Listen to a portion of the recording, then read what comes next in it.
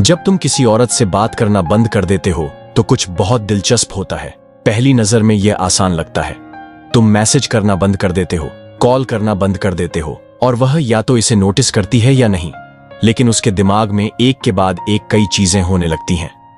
उसका अहंकार, उसकी भावनाएं और उसकी जिज्ञासा, यह सब आपस में टकराने लगते हैं। ज्यादातर पुरुष सोचते हैं कि चुप रहना बस उसे नजरअंदाज करने का तरीका है ताकि वह तुम्हें मिस करे। यह गलत है। असली चुप्पी का उससे कोई लेना देना नहीं। यह तुम्हारे बारे में है। यह तुम्हारी अपनी भावनाओं पर कंट्रोल पाने की बात है ताकि तुम किसी और की मंजूरी के गुलाम ना रहो। और जब तुम इसे सही तरीके से करते हो तो यह उसे ऐसे हैरान करता है जैसा तुमने सोचा भी नहीं होगा।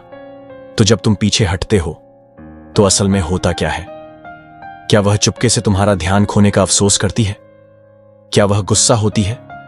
क्या वह तुम्हें मिस करती है? सच तो यह है कि यह कभी सिर्फ एक प्रतिक्रिया नहीं होती।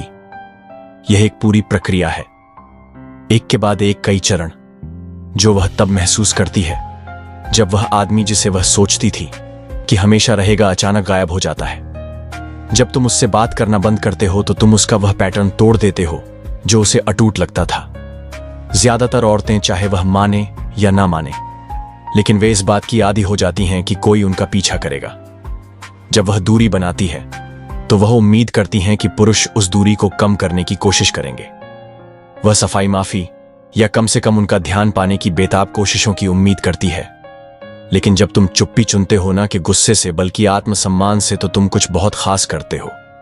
तुम दिखाते हो कि तुम्हारा सुकून उसकी प्रतिक्रिया पर निर्भर नहीं है। पहले वह शायद जीत का एहसास करे। वह सोचती है वह दुखी है, वह इसे बर्दाश्त नहीं कर पा रहा। मैं जानती थी कि वह थोड़ा चुप रहेगा, लेकिन वह वापस आएगा। उसका अहंकार एक कहानी बनाता है ताकि वह अपने आप को सहज रख सके। वह सोचती है कि सारी ताकत अब भी उसके पास है। यही वह पल है जहां ज्यादातर पुरुष टूट जाते हैं। उन्हें बर्दाश्त नहीं होता कि उनको गलत समझा जा रहा है। वह सफाई देना चाहते हैं, ये साबित करना चाहते हैं कि वह कमजोर नहीं है, ये बताना चाहते हैं कि असल में क्या हो रहा है। लेकिन जैसे ही तुम अपनी चुप्पी तोड़ते हो, तुम उसकी बनाई कहानी को सच साबित कर देते हो। मार्कस ऑरेलियस ने कहा था, अगर कोई मुझे तुच्छ समझता है तो यह उसकी समस्या है। मेरा काम सिर्फ यह है कि मैं कुछ भी गलत ना करूं। दूसरे शब्दों में, उसे जो सोचना है सोचने दे। तुम्हारा काम है अपनी राह को साफ और मजबूत रखना। दूसरा चरण, जिज्ञासा का आना। जब तुम्हारी चुप्पी बनी रहती है तो कुछ बदलता है। कुछ दिन बीतते हैं, शायद 1-2 हफ्ते। वह कहानी जो उसने अपने लिए बनाई थी अब उतनी पक्की नहीं लगती। वह वापस क्यों नहीं आया? क्या वह मुझसे पूरी तरह उभर गया? क्या मैंने उसे गलत समझा? उसका अहंकार इन विचारों से लड़ेगा। बाहर से वह और ठंडी या बेपरवाह दिख सकती है, लेकिन अंदर से वो सोचने लगती है तुम अब अनुमानित नहीं रहे। और यह अनिश्चितता बहुत ताकतवर है। यह सम्मान पैदा करती है। अनिश्चितता की ताकत। लोग उस चीज की कदर नहीं करते जो हमेशा उनका पीछा करती है। वह उसकी कदर करते हैं जो मजबूत, चुनिंदा और दुर्लभ हो। शांत और अनुपलब्ध रहकर तुम दिखाते हो कि तुम्हारा ध्यान हर किसी के लिए नहीं है। यह कोई खेल नहीं है। असली चुप्पी का मकसद उसे दुख देना नहीं, यह तुम्हारी मदद के लिए है। तुम अपने आप को साबित कर रहे हो कि तुम शांत और मजबूत रह सकते हो, चाहे कोई कुछ भी करे। और मजेदार बात यह है कि यही चीज उसे तुम्हें नोटिस करने पर मजबूर करती है, जहां ज्यादातर पुरुष टूट जाते हैं। इस चरण में वह शायद तुम्हें परखे। शायद हफ्तों की चुप्पी के बाद तुम्हारे सोशल मीडिया पर अचानक एक लाइक या एक हल्का सा मैसेज, हाय तुम कैसे हो, या दोस्तों के जरिए छोटे छोटे संकेत। ज्यादातर पुरुष इन छोटी छोटी चीजों को देखकर फिर से दौड़ पड़ते हैं और उसे सारी ताकत वापस दे देते हैं। लेकिन अगर तुम स्टोइक शांति को गंभीरता से लेते हो तो तुम इन संकेतों को समझते हो। यह सिर्फ छोटी छोटी कोशिशें हैं, यह देखने के लिए कि क्या तुम अब भी उसके जादू में हो। हमने पहले 2 चरणों को समझा, अहंकार की पुष्टि और जिज्ञासा का आना। अब हम उस चरण में जाते हैं जहां तुम्हारी चुप्पी सिर्फ एक छोटा ब्रेक नहीं, बल्कि एक ऐसा पैटर्न बन जाता है जिसे वह नजरअंदाज नहीं कर सकती। यही वह वक्त है जब उसकी भावनाएं उसके अहंकार से लड़ने लगती हैं और तुम्हारा अनुशासन तुम्हारा सबसे बड़ा हथियार बनता है। तीसरा चरण, हताशा और परख। जब जिज्ञासा बहुत देर तक रहती है तो वह हताशा में बदल जाती है। वो अब सिर्फ यह नहीं सोच रही कि तुमने बात क्यों बंद की, वो इससे चिढ़ रही है। उसके दिमाग में पुरुष बस यूं ही गायब नहीं होते, वह सफाई देते हैं, वह झुकते हैं, यह सब था। लेकिन तुम ऐसा कुछ नहीं कर रहे। यहीं से परख शुरू होती है। वह अचानक एक ऐसा मैसेज भेज सकती है जो हल्का सा लगे, जैसे हाय तुमसे बात हुए तो बहुत वक्त हो गया, या वह तुम्हें जलाने की कोशिश कर सकती है सोशल मीडिया पर कुछ ऐसा पोस्ट करके, किसी और लड़के का जिक्र करके, या तुमसे मिलने पर पूरी तरह बेपरवाह दिखकर। यह परख तुम्हें सफाई देने का न्योता नहीं है, यह इस बात का टेस्ट है कि क्या तुम सचमुच बदल गए हो या सिर्फ नाटक कर रहे हो। अगर तुम भावनात्मक रूप से जवाब देते हो तो वह समझ जाती है कि उसके पास अब भी कंट्रोल है। लेकिन अगर तुम शांत रहते हो तो उसे एहसास होता है कि कुछ बदल गया है। तुम अब उसकी मंजूरी के गुलाम नहीं हो। मार्कस ऑरेलियस ने कहा था, तुम्हारे दिमाग पर तुम्हारा कंट्रोल है, बाहरी चीजों पर नहीं। इसे समझो और तुम्हें ताकत मिलेगी। यह तुम्हारा ताकत का पल है। शांत रहकर तुम उसे सिखाते हो कि उसकी चालें तुम्हारे व्यवहार को अब तय नहीं करती। चौथा चरण, सम्मान का बनना। अगर तुम्हारी चुप्पी बनी रहती है न कि कोई चाल के तौर पर, बल्कि तुम्हारी अंदरूनी शांति के प्रतिबिंब के रूप में, तो कुछ बहुत गहरा होता है। चाहे वह दिखाए या ना दिखाए, वह तुम्हारा सम्मान करने लगती है, क्योंकि आत्मनियंत्रण बहुत दुर्लभ है।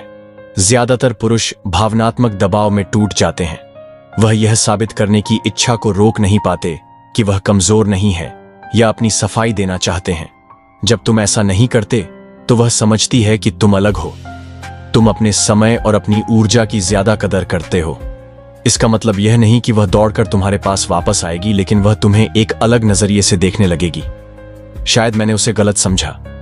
वह मेरा पीछा क्यों नहीं कर रहा? क्या मैंने उसे खो दिया? अगर वह इतनी आसानी से चला गया तो शायद वह मुझसे ज्यादा कीमती था। भले ही उसका अहंकार उसे यह मानने ना दे, लेकिन वह सम्मान उसके मन में बस जाता है। बिना ठंडा या कड़वा हुए चुप कैसे रहे? चुप्पी का मतलब उसे सजा देना नहीं है। यह तुम्हारी ऊर्जा को बचाने की बात है। लेकिन यहां ज्यादातर पुरुष गलती करते हैं। वह चुप्पी को गुस्से से जोड़ देते हैं। वह मन ही मन गुस्सा पालते हैं। लंबी लंबी बातें दिमाग में तैयार करते हैं या बदला लेने की सोचते हैं। यह तो बस भावनाओं को दबाना है। असली चुप्पी शांत होती है। तुम उसका टूटने का इंतजार नहीं कर रहे। तुम बस उसका पीछा नहीं कर रहे। तुम उसे सजा नहीं दे रहे। तुम खुद को बचा रहे हो। यह मायने रखता है कि तुम्हारे साथ क्या होता है, यह नहीं बल्कि तुम उसका जवाब कैसे देते हो। तुम्हारा मकसद उसका अहंकार हराना नहीं, तुम्हारा मकसद अपनी इच्छाओं को हराना है। अगर वह वापस आती है तुम शांत रहते हो। अगर वह नहीं आती तब भी तुम शांत रहते हो। हर हाल में तुम अडिग रहते हो, ठंडे नहीं, बस अपने आप में मजबूत।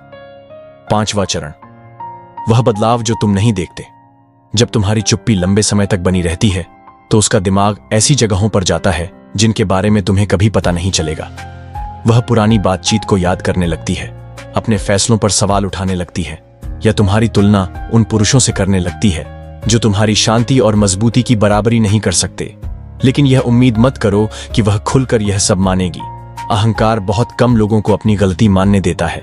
इसके बजाय तुम्हें छोटे छोटे संकेत दिखेंगे। वह तुम्हारा ध्यान पाने की ज्यादा कोशिश करेगी। उसकी बातों में नरमी आएगी या दोस्तों के जरिए हल्के संकेत मिलेंगे। तुम्हारा जवाब अब भी शांत, अब भी मजबूत। यह उसे हमेशा के लिए नजरअंदाज करने की बात नहीं, यह बेताबी से काम न करने की बात है। अगर वह सचमुच फिर से जुड़ना चाहती है तो वह इसे साफ तौर पर दिखाएगी, और अगर वह ऐसा नहीं करती तो तुम्हारी चुप्पी ने पहले ही अपना काम कर दिया। इसने तुम्हें उन लोगों से अलग कर दिया जो सिर्फ तब तुम्हारी कदर करते थे जब तुम उनका पीछा कर रहे थे। अंतिम सबक, जब तुम उससे बात करना बंद करते हो तो वह कई चरणों से गुजर सकती है। अहंकार, जिज्ञासा, हताशा और यहां तक कि सम्मान। लेकिन तुम्हारा काम उसकी भावनाओं को संभालना नहीं, तुम्हारा काम अपनी भावनाओं को संभालना है। आखिर में चुप्पी कोई चाल नहीं, यह एक शीशा है। यह दिखाता है कि रिश्ते की असल में कदर कौन करता है और कौन सिर्फ कंट्रोल का मजा ले रहा है। मजबूत रहकर तुम जानते हो कि वह असल में कैसी है, और इससे भी ज्यादा जरूरी तुम जानते हो कि तुम असल में कौन हो। जो हिम्मत वाला है वही आजाद है। जब तुम उसे खोने का डर छोड़ देते हो तो तुम आखिरकार आजाद हो जाते हो उसे या किसी और को अपनी इज्जत बिना दांव पर लगाए आकर्षित करने के लिए। तो अगर आपको यह वीडियो अच्छा लगा हो या यह आपके जीवन में किसी भी तरह से मूल्य जोड़ता हो तो वीडियो को एक लाइक जरूर करें और एक प्यारा सा कमेंट करें। साथ ही चैनल पर नए हैं तो सब्सक्राइब करना ना भूलें। धन्यवाद।